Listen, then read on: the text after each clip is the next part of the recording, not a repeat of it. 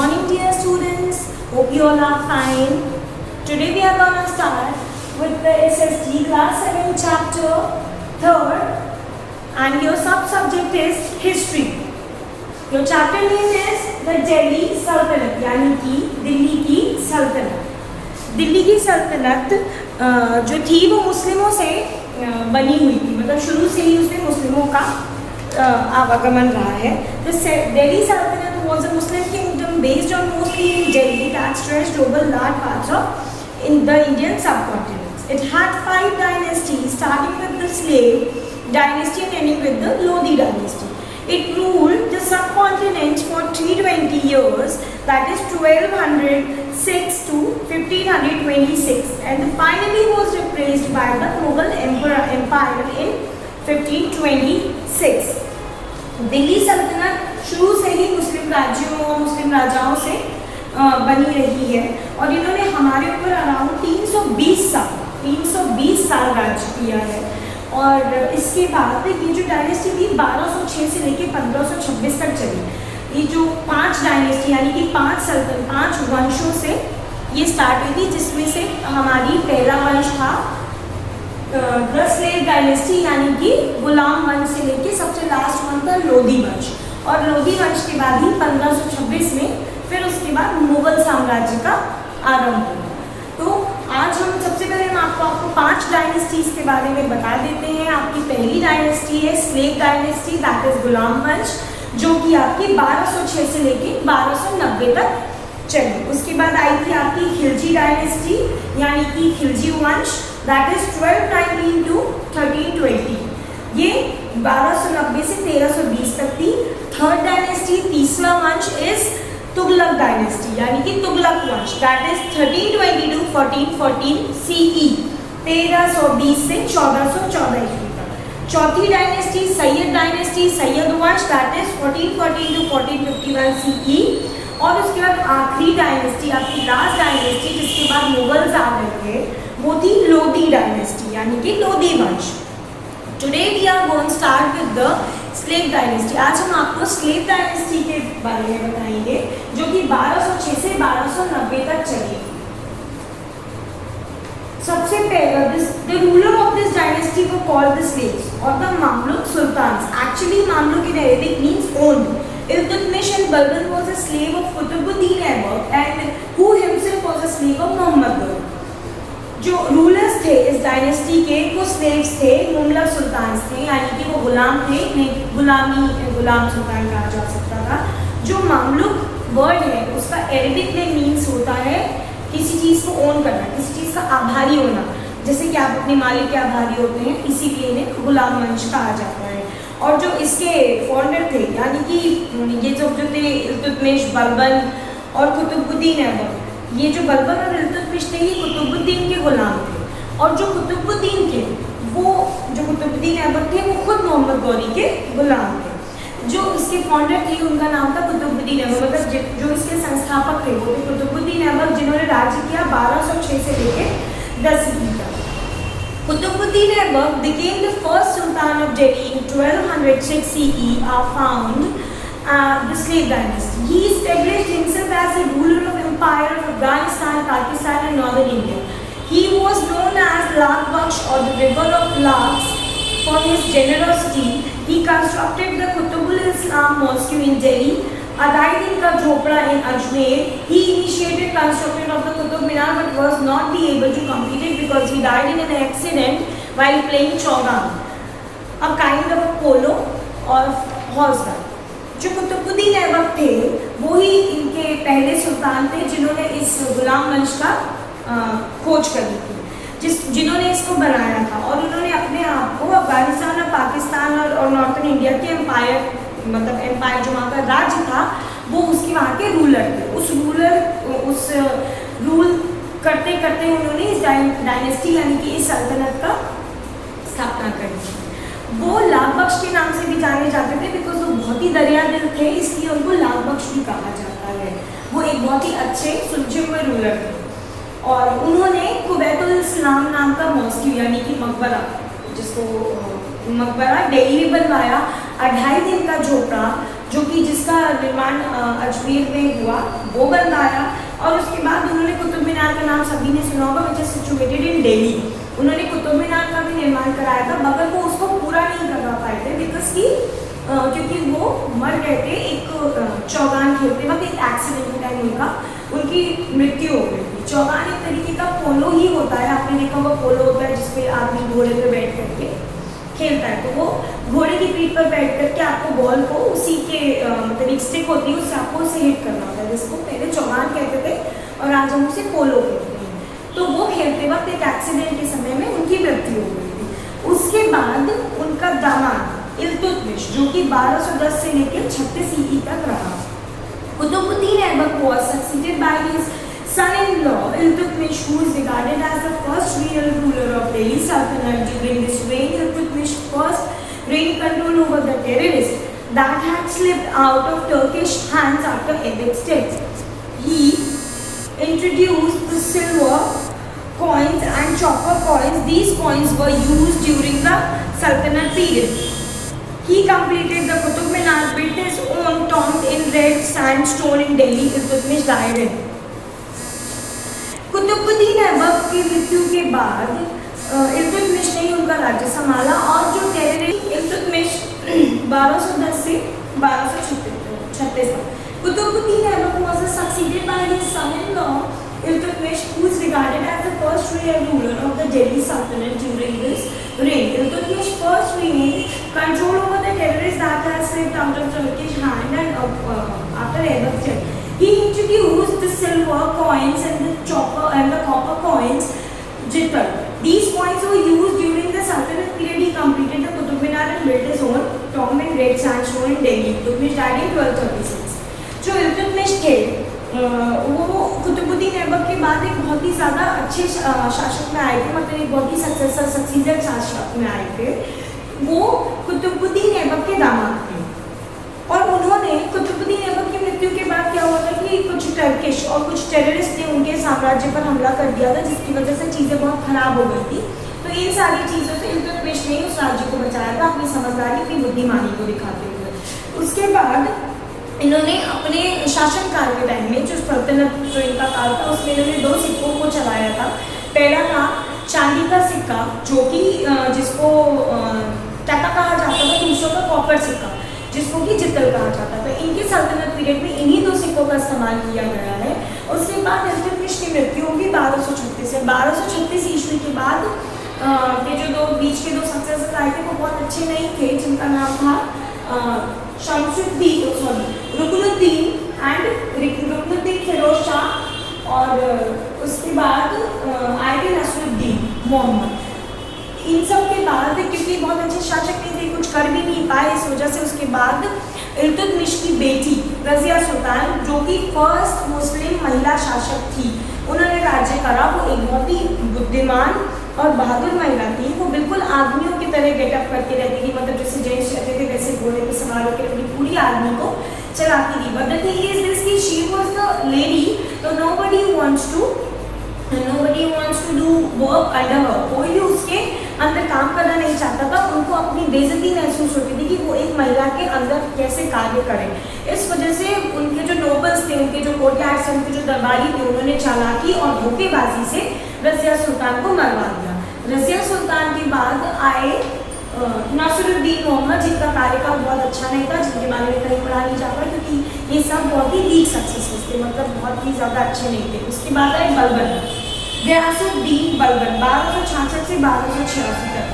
1266 जो बलबन थे वो एक बहुत ही ज़िद्दी और खून खराबे और तलवार की नोक पे काम करवाने वाले शासक थे, लेकिन ये बहुत ही समझदार थे। इनके समय में मंगोल ने लाहौर पर आक्रमण कर दिया था। इन्होंने अपनी बुद्धिमानी, अपनी आर्मी और अपनी चीज़ों को अच्छे से रख करके अपने लाहौर की रक्षा करी थी और उसके बाद इन्होंने दिल्ली की गद्दी को संभाला था। रज़िया सुल्तान के बाद बलबन ने दिल्ली की गद्दी को काफ़ी समय तक अच्छे से चलाया।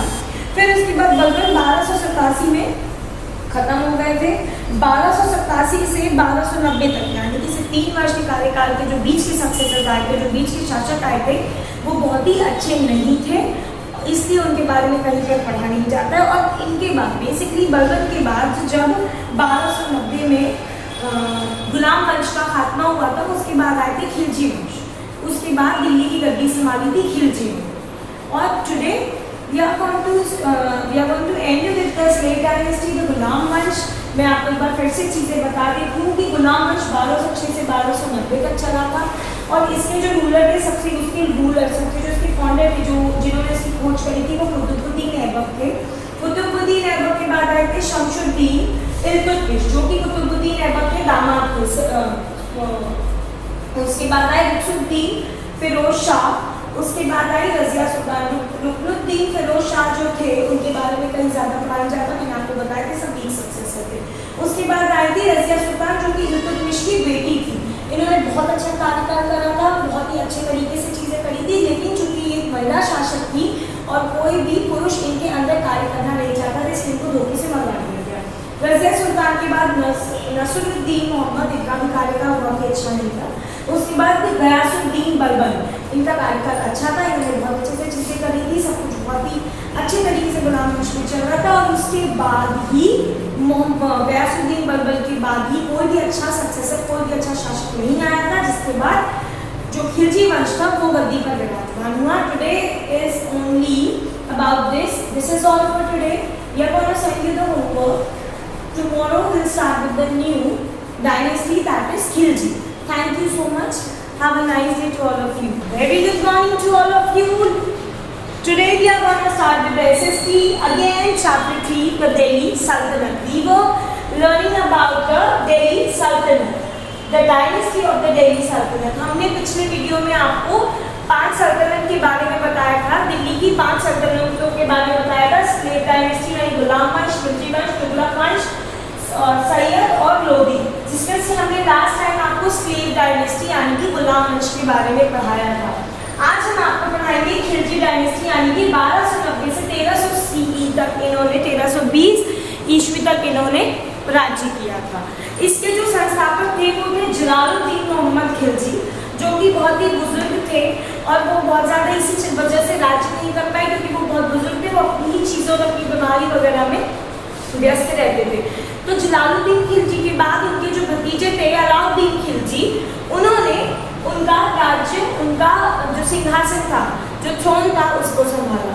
Jalaluddin Khilji, the 14th century African traveler Ibn Battuta held that Alauddin Khilji deserved to be considered one of the best sultan, but he was also known to be a cruel and resolute ruler. Alauddin Khilji's ambitious was to conquer the world like Alexander the Great, but he could not fulfill his wish. जो 14वीं century का जो African traveller था, जो Africa से travel करके Africa से आया था, इब्न बतूता, उनका ये मानना था कि अलाउद्दीन खिलजी एक बहुत ही अच्छा शासक बन सकता है, उसमें वो सारे गुण विद्यमान हैं कि वो एक अच्छा शासक बन सकता है। और ऐसा हो भी सकता था, लेकिन समस्या ये थी कि अलाउद्दीन खिलजी एक बहुत ही निर्दयी और बहुत ही ज़्यादा क्रूएल और बहुत ही ज़्यादा जलील टाइप का राजा था। मतलब बहुत ज़्यादा निर्दयी, उसके अंदर बिल्कुल भी दया भाव नहीं था और बहुत ही ज़्यादा प्रैक्टिकल, हर चीज़ को दिमाग से सोचने वाला राजा था। और उसकी एक विश थी कि वो पूरे विश्व पर अपना राज्य स्थापित करे, जैसे अलेक्जेंडर द ग्रेट, यानी कि सिकंदर की तरह ही पूरे देश पर वो राज्य कर पाए। लेकिन ऐसा पॉसिबल नहीं हो पाया था, ये मुमकिन नहीं हो पाया था, वो ऐसा नहीं कर पाया था, अपनी विश नहीं पूरी कर पाया था। Confuse One of the first expeditions of undertook was Gujarat in 1907। Alauddin ने गुजरात और मालवा को जीता। उसने वहाँ पर वेस्टर्न सी पोर्ट जो थे उसके थ्रू आना चाहना था, इसीलिए उसको गुजरात और मालवा चाहिए था। उसके बाद उसने राजस्थान के रणथंभौर, चित्तौड़ और जो राजपूत थे उन पर विजय प्राप्त करी। उसके बाद उनका एक बहुत ही ज़्यादा ट्रस्टेड जनरल था कपूर मलिक। उनका जो जनरल कपूर मलिक था वो बहुत ज़्यादा विश्वास पात्र था उसके लिए। उसने यादवास और काकित्यास और भोसलास और पांड्यास पर विजय प्राप्त करी थी। और इन सब चीज़ों के बाद वो काफ़ी ज़्यादा हद तक अपने शासन को आगे बढ़ा चुका था। Alauddin Khilji did not keep all his territories under the direct control. Their rural aspects him as superior and paid huge tributes to him. उसने अपने शासन, अपने राज्य की सीमाओं को इतना ज़्यादा विस्तृत कर दिया था कि वो उसके लिए काबिल तारीफ था, क्योंकि वो बहुत ही अच्छा शासक था उसका दिमाग अपनी सेना और अपने राज्य, अपनी चीज़ों को बढ़ाने में लगा रहता था, लेकिन ये भी सत्य था कि वो एक निर्दयी किस्म का राजा भी था। Alauddin Khilji was an able commander, excellent administrator, बहुत ही अच्छा कमांडर था और बहुत ही ज़्यादा शानदार एडमिनिस्ट्रेटर, यानी कि चीज़ों को बहुत अच्छे से मैनेज करने वाला था। और उसने अपने लिए मार्केट कंट्रोल सिस्टम भी बना रखे थे। ऐसा नहीं कि उसके यहाँ हर चीज़ बहुत महंगी थी, उसका जो एसेंशियल्स थे, जो हमारी डेली नीड्स थी, वो कम प्राइस में अच्छे तरीके से अवेलेबल थी। उसने अपने आर्मी के लिए बहुत सारी चीज़ें, मतलब आर्मी के लिए बहुत सुविधाएं उपलब्ध करा रखी थी, बहुत अच्छे अच्छे हथियारों से उसने चीज़ें, उनके उस समय में उनके पास तो खाना था, उस समय उनके पास बहुत कुछ था। इस तरीके से अलाउद्दीन खिलजी एक अच्छा जनरल था। उसने अपनी सेना में हुलिया नाम की एक सिस्टम को भी स्टार्ट करा था, जिसमें क्या होता था कि वो जो उसके सैनिक थे वो आगे जाते थे, मतलब पता चलता था कि ये इस सेना के सैनिक है, मतलब उनकी सेना में ऐसे कोई भी बाहर से कोई भी गुप्तचर आकर के उनके भेद नहीं ले सकता था, क्योंकि उनके यहाँ पे जो नई भर्ती होती थी, जब भर्ती होती थी तो उनको दाग दिया जाता था, उनके ऊपर राज्य की सील को दागा जाता था। इसके बाद इनका ये तो थे खिलजी डायनेस्टी के दो इम्पॉर्टेंट रूलर। इनके बाद कोई भी बहुत ही अच्छे रूलर्स नहीं आए थे, इसलिए सबसे ज़्यादा इम्पॉर्टेंट खिलजी डायनेस्टी में जलालुद्दीन खिलजी और अलाउद्दीन खिलजी ही आते हैं। इनकी मृत्यु हो गई थी जब अलाउद्दीन खिलजी की मृत्यु हुई 1325, जब अलाउद्दीन खिलजी 1316 ईस्वी में ख़त्म हो गया था। तो उसके बाद उनके बाद आई तुगलक डायनेस्टी, यानी कि तुगलक वंश। तुगलक वंश, the Tughlaq dynasty ruled for about 100 years. It produced two powerful sultans, Muhammad bin Tughlaq and Firoz Shah Tughlaq. जो तुगलक वंश था उन्होंने अपने 100 सालों तक राज्य किया था और इसके दो पावरफुल, दो शक्तिशाली शासक थे। पहले थे मोहम्मद बिन तुगलक, दूसरे थे फिरोज शाह तुगलक। लेकिन इसके पहले जो संस्थापक थे वो गयासुद्दीन तुगलक थे। इन्होंने 1320 से 1325 यानी कि 5 साल। The first ruler of the dynasty was Gayasuddin Tughlaq. He put down rebellions and straightened the sultan, who was succeeded by his son Juna Khan, who took the title of Muhammad bin Tughlaq. The famous Tughlaqabad fort in Delhi was constructed by him, but he died in 1325 AD of a mysterious circumstances. इनका जो first ruler थे, यानी कि जो गयासुद्दीन तुगलक थे, वो एक अच्छे सुल्तान थे, लेकिन ये अपने पुत्र जूना खान से आ रहे थे, जिनको मोहम्मद बिन तुगलक के नाम से भी जाना जाता है। मोहम्मद बिन तुगलक का दूसरा नाम जूना खान था। और इन्होंने तुगलकाबाद फोर्ट, जो कि दिल्ली में सिचुएटेड है, वो इन्होंने बनवाया था। और ये 1325 ईस्वी में किसी रहस्यमय तरीके से, किसी रहस्यमय परिस्थितियों में मारे गए थे। इसलिए नहीं पता कि ये कैसे मारे गए थे। तो उसके बाद इनकी जो राजगद्दी थी वो मोहम्मद तुगलक ने ली। It was a Muhammad Tughlaq's reign in which a sultan reached the farthest extent. The account of foreign traveler Ibn Battuta provides delicate information about his reign. Ibn Battuta traveled from Morocco to India. He was appointed as a chief qazi. जो Ibn Battuta थे वो Morocco से India आए थे और उनको chief काजी की पद पे रखा गया था, क्योंकि उनको भी बहुत सारी चीज़ों के बारे में पता था और वो बहुत सारी चीज़ें इन लोगों को सीक्रेटली बता सकते थे। Transfer of capital from Delhi to Daulatabad. इन्होंने क्या करा था, जो इनकी कैपिटल थी, जो कि दिल्ली थी, उसको ये दौलताबाद में चेंज करना चाहते थे। मतलब ये, क्योंकि इनको पता था दौलताबाद जो है वो कई सारे राज्यों से पास पड़ेगा। दौलताबाद दिल्ली, गुजरात, मालाबार और कामपिला, ये इन सब जगहों से पास पड़ेगा। तो इन्होंने गलती क्या करी थी कि बजाय पूरा एडमिनिस्ट्रेशन को दौलताबाद शिफ्ट करने के, इन्होंने पूरी प्रजा को ही वहाँ, मतलब इन्होंने पूरे शहर को ही दौलताबाद शिफ्ट करने की कोशिश करी। ऐसा हुआ भी, इसमें टाइम भी बहुत लगा, इसमें 2 साल लगे, मगर इसमें बहुत सारी चीज़ों को नुकसान हुआ। इसमें बहुत सारे लोग मारे गए, क्योंकि रास्ता बहुत लंबा था और इस वजह से लोग चल नहीं पाते थे और इस वजह से आए दिन कोई ना कोई मर जाता था। लेकिन जो राजधानी, जो कैपिटल थी, वो दिल्ली टू दौलताबाद हो गई थी, मतलब शिफ्ट हो गई थी। इसके बाद इनकी टोकन करेंसीज आई थी, जो कि कॉइन्स थे ब्रास के, कॉपर के, जिन पे स्टैम्प करा गया था जो उनकी राज्य की वो थी मोहर वो। लेकिन ये बहुत ज़्यादा अच्छे तरीके से चल नहीं पाई थी, क्योंकि इनका बहुत ज़्यादा अच्छे तरीके से ध्यान नहीं दिया गया, मतलब इन्हें बहुत अच्छे तरीके से व्यवहार में नहीं लाया गया। इसके बाद आए थे फिरोज शाह तुगलक। फिरोज शाह तुगलक भी एक अच्छे शासक थे, जैसे कि इस तुगलक वंश में दो ही अच्छे शासक बताए गए, मोहम्मद बिन तुगलक जिनका नाम जूना खान भी था, और उसके बाद थे फिरोज शाह तुगलक। ये 1351 से 1388 तक इन्होंने राज्य किया। फिरोज शाह तुगलक was मोहम्मद बिन तुगलक कजिन, मोहम्मद बिन तुगलक के ये कजिन थे, और ये बहुत ही शांत प्रवृत्ति के थे, खून खराबे इन सब चीज़ों से मतलब लेंगे। ये उलेमास जो उनके उलेमास हो, यानी कि जो नोबल्स होते हैं राज्य के, जो दरबारी होते हैं, जो उच्च दरबारी होते हैं, उनके साथ मिलकर कुछ अच्छे कार्य करना चाहते थे और प्रजा को और राज्य को और सारी चीज़ों को शांति से चलाना चाहते थे। इन्हें लड़ाई झगड़ा या ऐसा नहीं था कि बहुत ही ज़्यादा मारकाट करके अपना शासन बढ़ाए या राज्य की सीमाओं का विस्तार करें। इन्हें बस ये चाहिए था शांत प्रिय तरीके से ये राज्य का विस्तार करें, लोगों के साथ रहें। इस कारण भी इन्हें एक अच्छा राजा माना जाता है। इस डायनेस्टी का अंत हो गया था, तो उसके बाद आए थे तैमूर। ये जो तैमूर थे ये इंडिया आए थे, और तैमूर के बाद ये आई सैयद डायनेस्टी। सैयद डायनेस्टी आपकी आई थी, सैयद डायनेस्टी के 4 इंपॉर्टेंट रूलर थे, ज़्यादा नहीं, 4, बाकी की सैयद और जो लोधी डायनेस्टी है ये बहुत ज़्यादा दिन तक नहीं चलेगी। जब सैयद डायनेस्टी 1414 से 1451 तक चली। इनके जो 4 इंपॉर्टेंट रूलर थे, फर्स्ट इज खिज्र खां 1414 से 1421 तक, second is Mubarak Shah, third is Muhammad Shah, fourth is Alam Shah.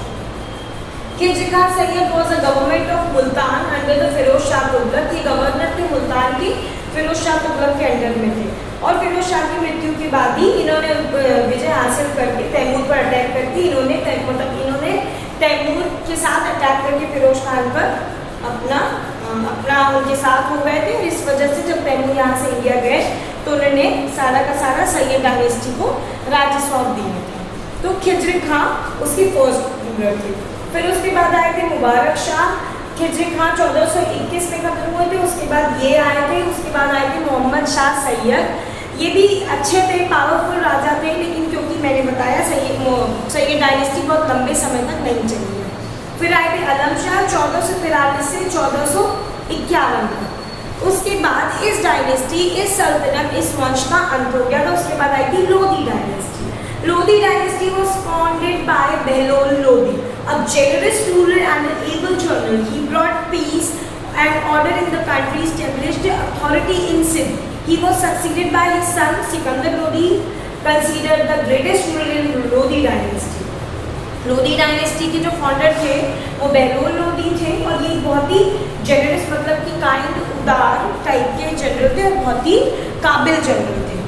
ये अपनी राज्य को बिल्कुल शांति और प्यार तरीके से चलाना चाहते थे और अपनी कंट्री को इसी तरीके से बढ़ाना चाहते थे, शांति के साथ। इसके बाद इनके जो पुत्र थे सिकंदर लोधी, उन्होंने रूल करा लोधी डायनेस्टी पे। ये जौनपुर और बिहार के आसपास और बंगाल वगैरह को रूल करते थे। इन्होंने बहुत सारे पब्लिक वेलफेयर को मतलब लोगों से इंट्रोड्यूस कराया था।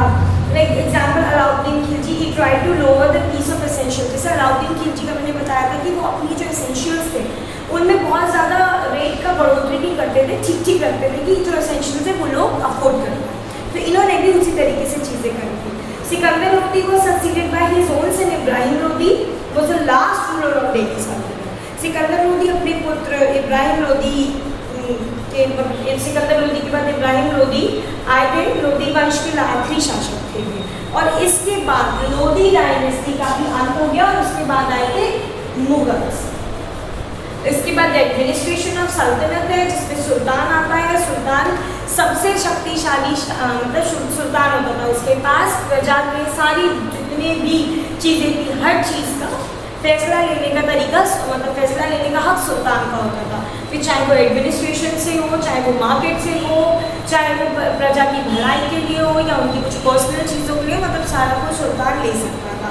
उसके बाद उन्होंने सुल्तान ने, लेकिन क्योंकि हर चीज़ का काम तो एक इंसान नहीं कर सकता, जैसे आपके स्कूल का हर काम तो आपके प्रिंसिपल सर नहीं कर सकते, तो उन्होंने उसके लिए कोऑर्डिनेटर्स, ऑफिस, टीचर्स ने मॉनिटर्स इस तरीके से लोगों ने, मतलब उन्होंने डिवाइड कर रखी थी चीज़ें उन तक पहुंचाने के लिए, क्योंकि एक आदमी तो हर जगह नहीं जा सकता, हर प्रॉब्लम नहीं समझ सकता। अगर सारी चीज़ें एक आदमी के ऊपर डाल दी जाएंगी तो चीज़ें अच्छे से वर्कआउट नहीं करेंगी। इन द सेम वे सुल्तान ने कई सारे लोगों को जो चीज़ें थी वो डिवाइड कर रखी थी। जैसे कि उन्होंने कोड बनाया था न्याय के लिए। नोबिलिटीज़ बनाई थी। नोबिलिटीज़ होते हैं राज्य के कुछ उच्च पदाधिकारी होते हैं। एक कोर्ट होता है, कोर्ट में जज होता है, जज से नीचे भी कुछ चीज़ें होती हैं, वकील होते हैं, इस तरीके से नोबल्स होते हैं। नोबल्स बनाए थे। उसके बाद वजीर था, अरीज़ मुमालिक था, दीवानी इंशा था, चीफ सदर था, दीवानी रिसालत थे, वकीलदार थे, ये सारी चीज़ें। तो ये जो थे वकीलदार थे, ये होते थे सुल्तान के घर को देखने के लिए। दीवानी रिसालत होती थी रिलीजियन अफेयर्स को देखने के लिए। चीफ सरदार होता था डिपार्टमेंट जस्टिस देखने के लिए। दीवाने इंशा होते थे स्टेट की कॉरेस्पॉन्डेंस, स्टेट में क्या चल रहा है वो देखने के लिए राज्य में। अरीज़ ममालिक होते थे आर्मी और मिलिट्री के अफेयर्स को देखने के लिए। और वजीर होता था वो फाइनेंशियली जितने भी इशूज होते थे, जितना भी कर वर आता था वो सब देखने के लिए होता था। और दिल्ली सल्तनत क्यों नहीं चल पाई थी? क्योंकि इसके जो रूलर थे वो बहुत ही, पहली चीज़ तो बहुत कम शासक अच्छे थे। दूसरी चीज़ ये जो थे सारे के सारे रूलर धर्मों में डिफरेंस करते थे, अपने ही लोगों को ज़्यादा प्रेफर करते थे, दूसरों के साथ नहीं करते थे। और उसके बाद इन्होंने कर जो लगा रखा था जजिया कर। तो इसमें जजिया कर में क्या होता था, जो दूसरे धर्म के लोग थे उन्हें अपने देवी देवताओं को जाने के लिए या उनके जैसे हम लोग को यात्रा करने के लिए कर देना पड़ता था। तो वो चीज़ थी। इन सब चीज़ों की वजह से लोगों ने लोगों को पसंद नहीं करा और धीरे से उनकी सल्तनत गिर गई। तो this is all for today. Your chapter, that is Delhi Sultanate, is completed today. We already sent you the homeworks as well. So thank you so much. Hope this explanation, the chapter explanation, will be fine with you. Thank you so much. Have a nice day. Hello students, I will teach you today exercise number 8B. I have taught you previous time exercise number 8C. Question number first. So that 36, 49, 6, 7 are not in proportion. ये proportion में नहीं है, ये show करना है आपको। Question number second, show that 30, 40, 45, 60 are in proportion. ये proportion में हैं, ये आपको शो करना है। तो करते क्या है, question number first 36, 49, 6, 7। Firstly 36 right करेंगे, देन 49 राइट करेंगे, प्रोपोर्शन का साइन लगाएंगे, 6 और 7। ये और ये इंटू ये और ये इंटू, यानी कि 36 इंटू 7, 49 इंटू 6, 7 6 42, 42, 7 3 या 21, 21 और 4 25, 6 9 या 54, 5 कैरी, 6 4 या 24, 6 4 या 24, 24 और 5 29। अब देखो इन नंबरों को कंपेयर करिए आप। ये नंबर जो है वो इक्वल नहीं है। जब ये नंबर इक्वल हैं तो ये प्रोपोर्शन में होता है। ये जब नंबर इक्वल नहीं होते हैं तो ये नॉट इन प्रोपोर्शन। तो राइट करेंगे हम 36, 49, 6, 7 are not in proportion. Question number second, so that 30, 40, 45, 60 are in proportion. ये प्रोपोर्शन में है, ये आपको शो करना है। 30, 40, 45, देन 60, ये आपको शो करना है कि ये प्रोपोर्शन में है। जैसे आपने इसको किया same way 30 oblique 40, proportion 45 oblique 60, 30 into 60, 40 into 45, 0 0, 6 3 18, 1 0, 4 5 या 20, 20 का 0, 2 कैरी, 4 4 या 16, 17, 18। अब ये आप देखिए, these number are equal, so we can say 30, 40, 45, 60 are in proportion. 30, 40, 45, 60 are in proportion. ये so that this number in homework notebook.